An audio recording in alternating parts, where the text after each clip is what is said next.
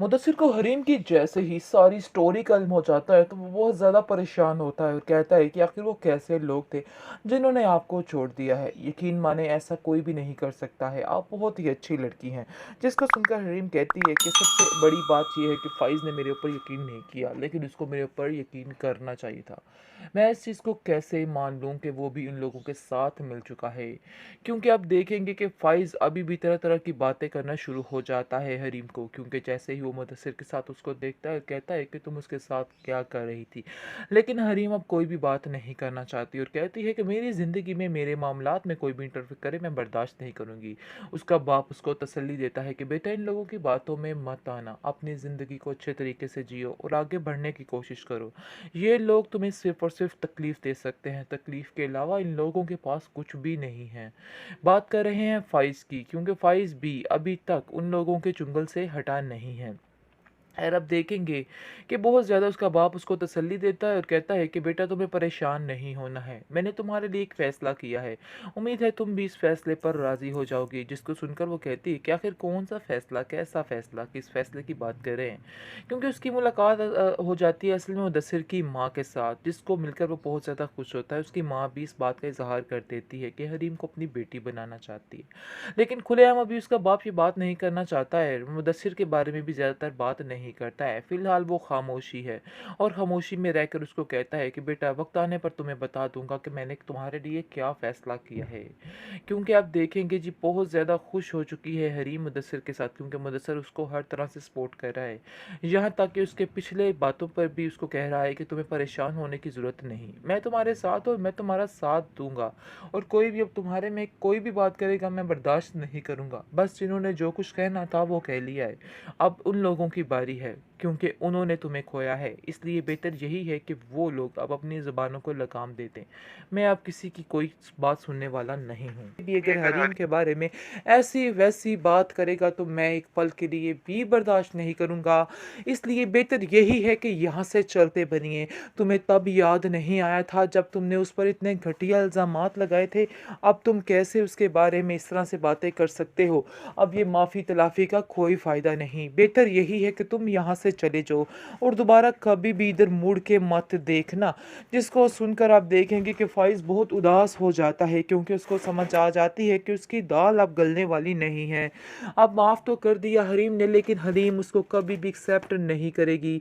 हमेशा के लिए फ़ाइज़ उसके दिल से उतर चुका है। इस चीज़ का अंदाज़ा हो चुका है जी बड़े अच्छे तरीके से अब उसको, और अब वो समझ चुका है कि अब उसकी दाल नहीं गलेगी।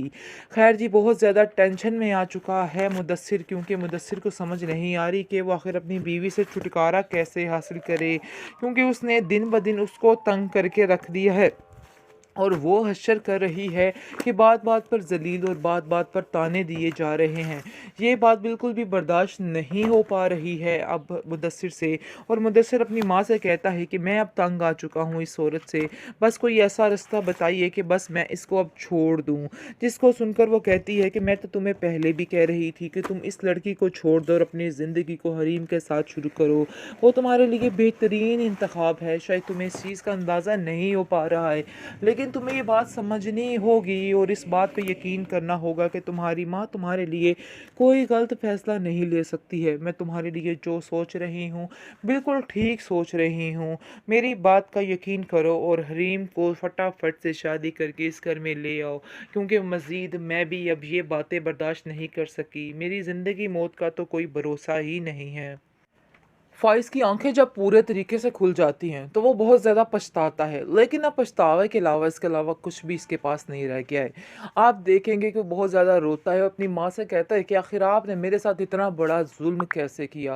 आप माँ होकर इतना बड़ा ज़ुल्म मेरे साथ कैसे कर सकती हैं? मुझे तो यकीन ही नहीं आ रहा कि आखिर आप इस तरह की हरकत भी कर सकती हैं। जिसको सुनकर उसकी माँ कहती है कि बेटा बस मैं चाहती ही नहीं थी कि वो लड़की इस घर में रहे, और जैसे जिस तरीके से तुमने उसको इस घर में लेके आए, मैं ये बात कभी बर्दाश्त नहीं कर पाती, इसलिए मैंने ये सारे कदम उठाए। लेकिन आप देखेंगे कि फ़ाइज़ अपनी माँ से कहता है, आपने जो किया सो किया, लेकिन मेरी ज़िंदगी तो तबाह बर्बाद करके रख दी।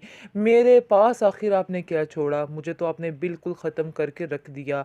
जिसको सुनकर काफ़ी ज़्यादा वो भी कहती है कि हाँ, मुझे अब जाकर एहसास हो रहा है कि हरीम इस घर के लिए एक बेहतरीन तोहफ़ा थी, लेकिन शायद मुझे इस चीज़ का अंदाज़ा पहले नहीं था। अब जाकर इन चीज़ों का इल्म हो चुका है कि हमना और हरीम में कितना फ़र्क है, लेकिन अब उसके पास कुछ भी नहीं रहा है।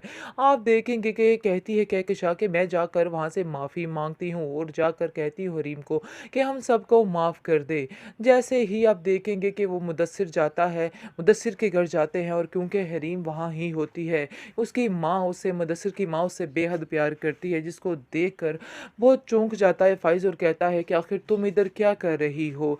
जिसको सुनकर आप देखेंगे हरीम कहती है कि आखिर तुम्हारा क्या मतलब बनता है कि तुम मुझसे ये सवाल करो?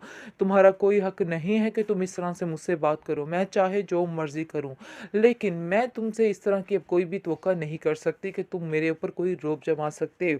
ख़ैर आप देखेंगे कि वो कहता है कि हम बहुत ज़्यादा शर्मिंदा हैं, तुम हमें माफ़ कर दो। मुझे तो यकीन ही नहीं है कि आखिर कैसे मैंने तुम पे इतने बड़े-बड़े इल्ज़ामात लगा दिए और मैंने तुम्हारी किसी बात का यकीन तक नहीं किया। लेकिन बात ये है जी, वो कहती है हरीम कि अब इन सब बातों का तो कोई फ़ायदा ही नहीं है और बेहतर यही है कि आप लोग यहाँ से चले जाएँ, क्योंकि अब उसकी ढाल बन चुका है मुदस्सिर। और मुदस्सिर कहता है कि अब कोई भी अगर हरीम के बारे में ऐसी-वैसी बात करेगा तो मैं एक पल के लिए भी बर्दाश्त नहीं करूँगा।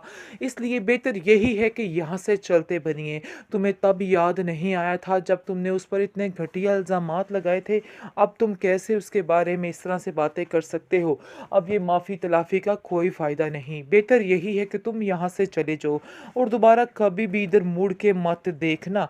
जिसको सुनकर आप देखेंगे कि फ़ाइज़ बहुत उदास हो जाता है, क्योंकि उसको समझ आ जाती है कि उसकी दाल अब गलने वाली नहीं है।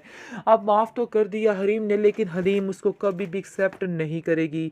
हमेशा के लिए फ़ाइज़ उसके दिल से उतर चुका है। इस चीज़ का अंदाज़ा हो चुका है जी बड़े अच्छे तरीके से अब उसको, और अब वो समझ चुका है कि अब उसकी दाल नहीं गलेगी। ख़ैर जी, बहुत ज़्यादा टेंशन में आ चुका है मुदस्सिर, क्योंकि मुदस्सिर को समझ नहीं आ रही कि वो आखिर अपनी बीवी से छुटकारा कैसे हासिल करे, क्योंकि उसने दिन ब दिन उसको तंग करके रख दिया है।